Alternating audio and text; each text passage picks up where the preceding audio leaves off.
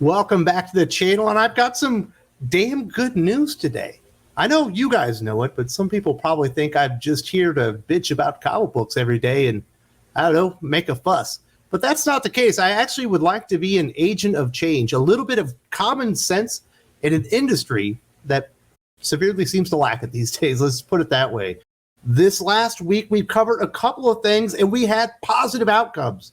Not just because I covered it, but because you watched it and you let your voices be heard. We actually affected some positive change for once.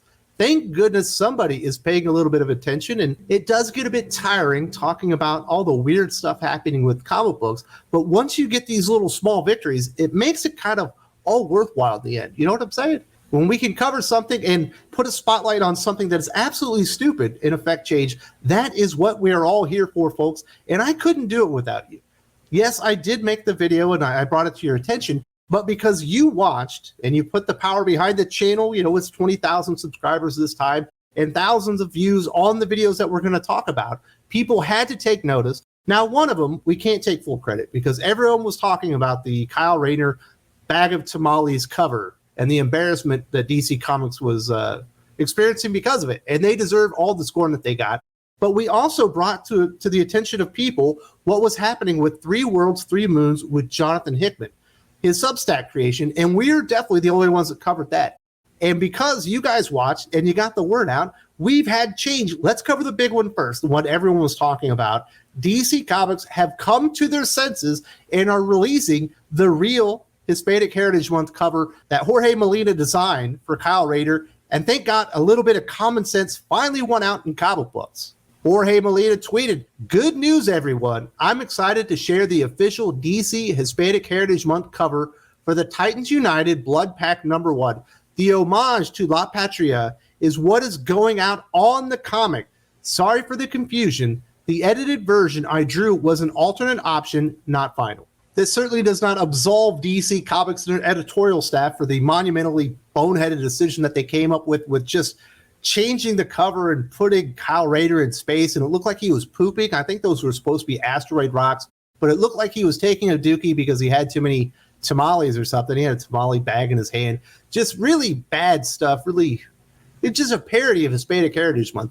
But thankfully, a lot of people put their voices behind Jorge Molina and his original inspiration for that comic book cover, and the real deal is coming out. They've changed their mind, and I kind of thought they would. You can only be laughed at and ridiculed for so long before the shame kind of seeps in, and you have to admit that you made a mistake. And I think they did make a mistake, and thank goodness it's actually being rectified and fixed, and I hope people get their hands on a really nice Hispanic Heritage Month cover, because the other ones are absolutely dookie. Every single one of them is somebody like eating a burrito.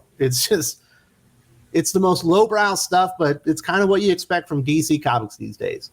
Now let's go talk about Jonathan Hickman's Substack, where we expose that the founders that had supported the project from day one, spent $250, were about to be auto-renewed, had received nothing that they were told they were going to get in the first year. We were the only ones really covering it. I'm glad a few other channels and media outlets actually covered this as well.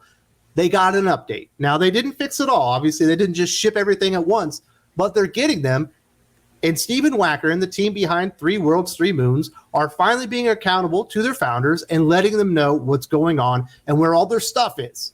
This is what they got just a couple of days after the video where we exposed what was happening with Jonathan Hickman's Substack. This is from EIC Stephen Wacker.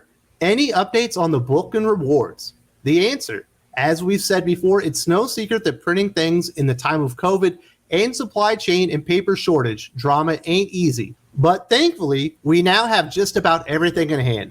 The softcover edition of Systems graphic novel sourcebook for our annual subscribers. Apparently they have those. The 3 Worlds, 3 Moons Foundations comic with an exclusive cover designed by Sasha. Both all new art prints with gorgeous art by the Mikes, Mike Del Mundo and Mike Huddleston. The collector cards, we'll be showing you these tomorrow, most likely. All we're waiting on now is the Systems graphic novel sourcebook deluxe hardcover for our founders, which is finished printing and is currently at the bindery. We're told it should be done in the next week or so. That is great news. It sounds like most of the things that the founders were actually guaranteed that they were going to get, they kind of have them in hand. And we knew that they did because they were selling some of them, like the VIP panels and stuff at conventions. We knew that they were advertising it, so we knew they had some of the stuff. They're just waiting on the deluxe hardcover at the bindery where they're putting some special pages in there and whatnot. I'm glad that they got an update and people know where their stuff is and when they can reasonably expect to actually get the founder rewards that they deserve for supporting the project from day number one. They also got an update as far as the auto renewal for the founders themselves, another $250. It's a lot of money. Question: I was a day one subscriber. When will my subscription renew? This is the answer. This came up in Emerald City in a couple of comments and emails. So if it wasn't clear, that's on me. Simply put, we would never ask anyone to renew until we've delivered everything we promised for year one. This was never, ever in doubt.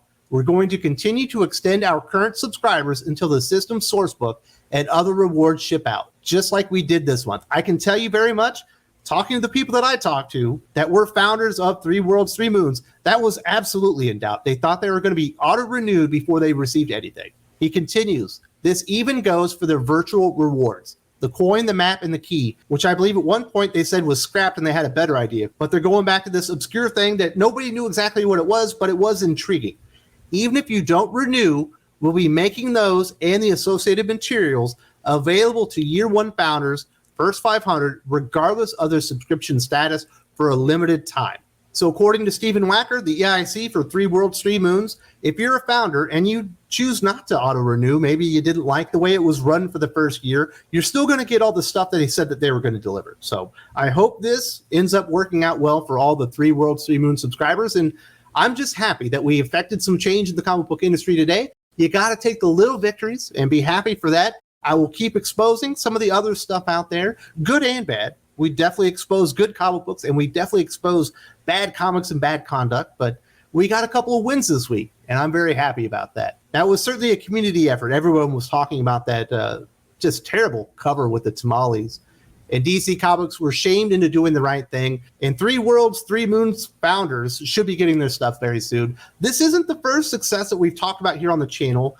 Back in the day, when Penguin Random House kicked off their Marvel exclusive distribution stuff, there were a lot of problems, and we brought it up right here on the channel with John Matthew Leone, and we got a positive outcome. They actually went right to him, and they started fixing things almost immediately. Definitely check this out for another great day in Thinking Critical, where you and I were able to affect positive change in the comic book industry. We're helping things one day at a time, and if you're on a mobile device, there's a link in the video description.